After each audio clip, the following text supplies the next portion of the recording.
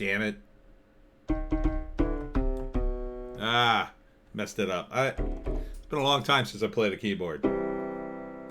This is a hot take. Man, this Antifa stuff just never stops.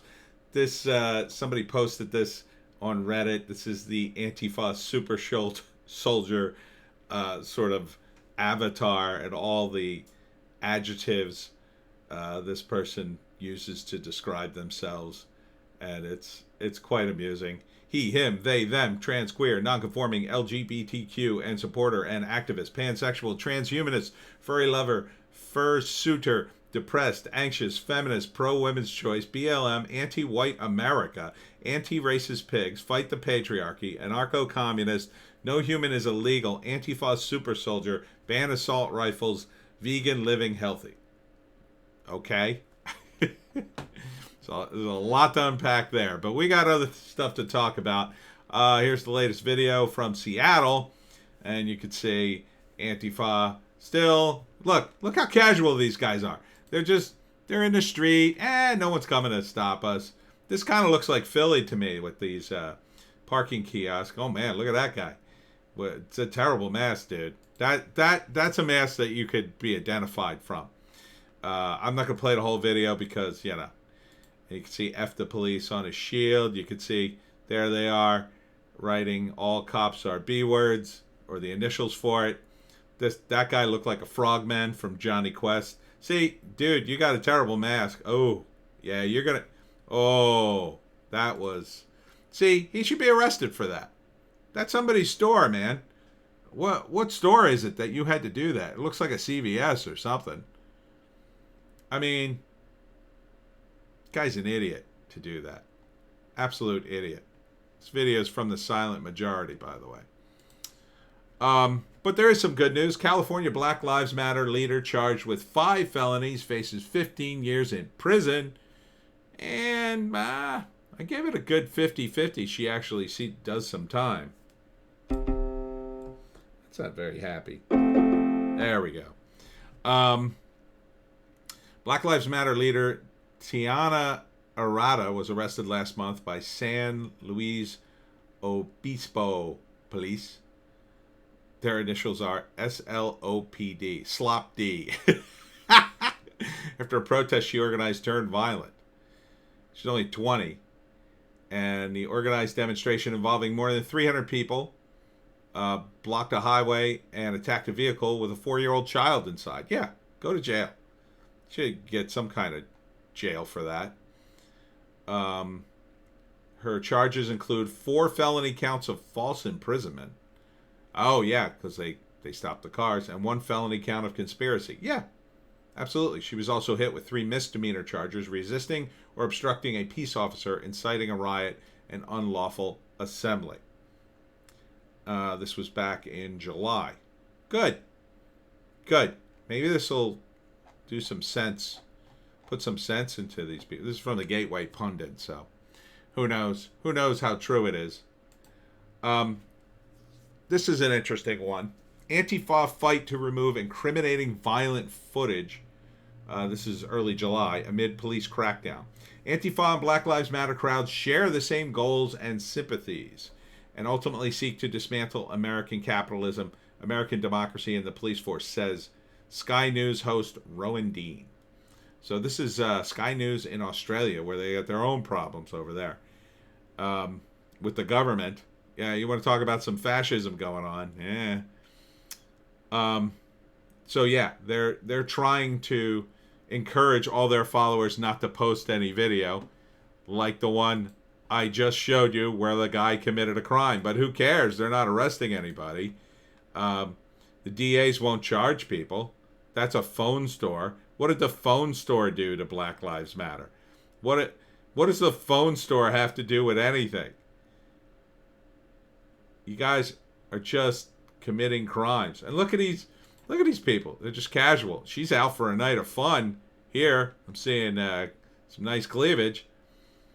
I mean, this is what you do. I guess these people aren't Antifa. They're just wearing masks, but who could tell? Who could tell now? No, that guy's not wearing a mask. But you can see these guys are just running amok in Seattle. The Chicago PD is using the footage. This is some of the footage here from an incident on August 10th. And they're trying to identify the various subjects. So you can go on YouTube and try to identify them. Seems like they should be able to identify the guy who came down those steps. I guess these guys are... What are they doing? Are they just breaking in? Look at this. They're riding bikes with flashing lights on them. They're breaking into a place, I guess.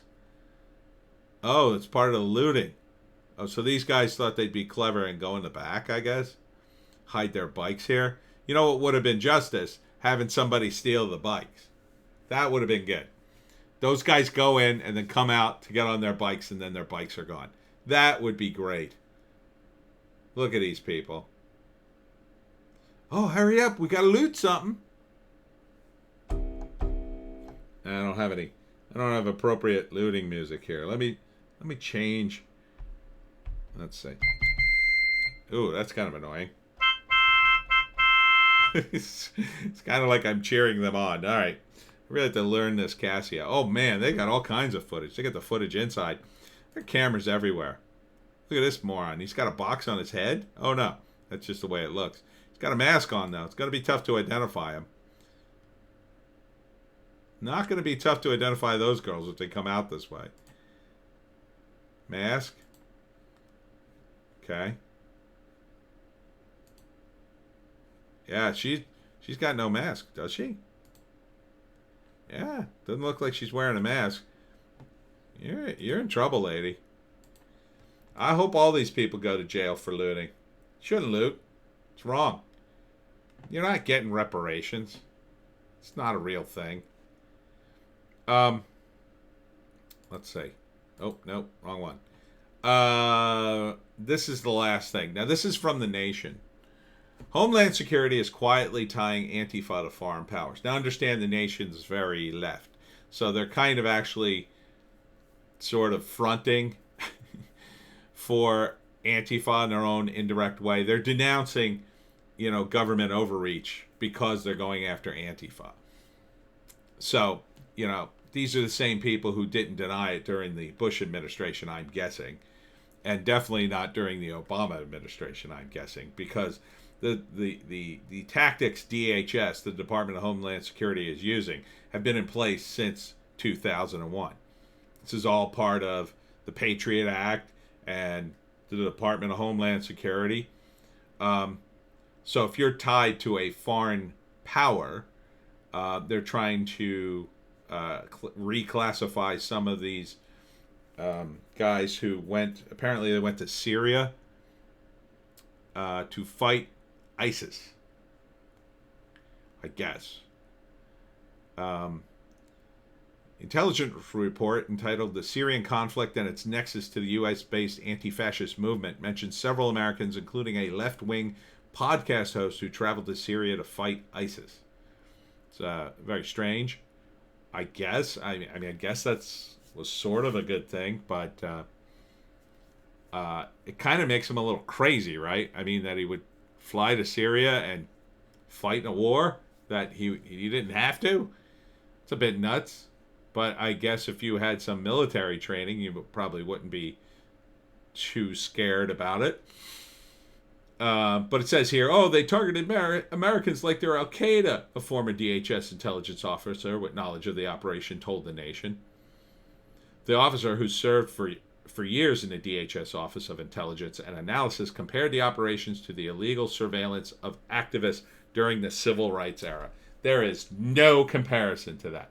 The civil rights era activists, the vast majority of them, were peaceful people. And they were fighting for their right to vote and to get equal treatment under the law. Antifa is not fighting for any of that. They are violent extremists. Huge difference. Huge. If you are a violent extremist, you don't get the same protection under the law. You're not a protester.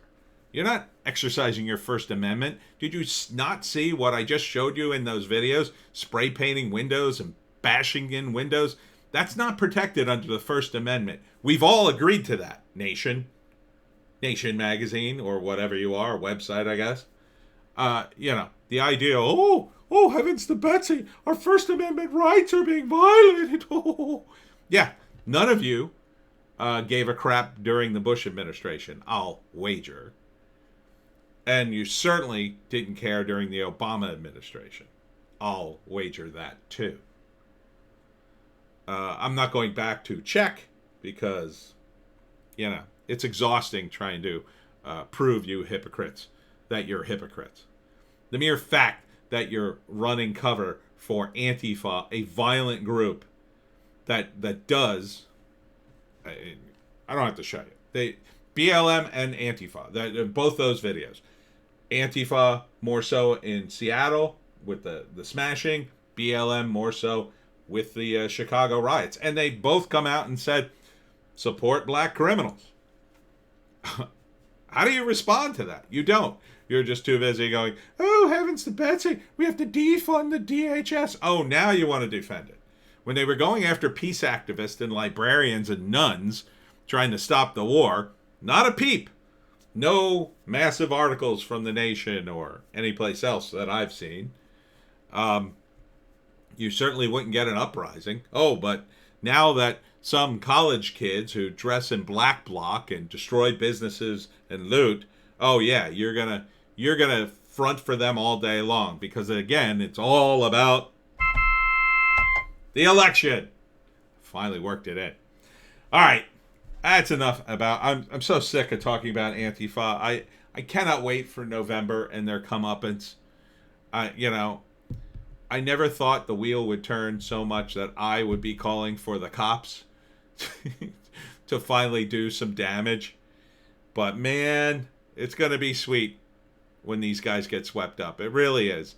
And I'm going to have precious little sympathy for these little idiots. I've warned them. I told you to get out. They're coming for you. You're going to jail.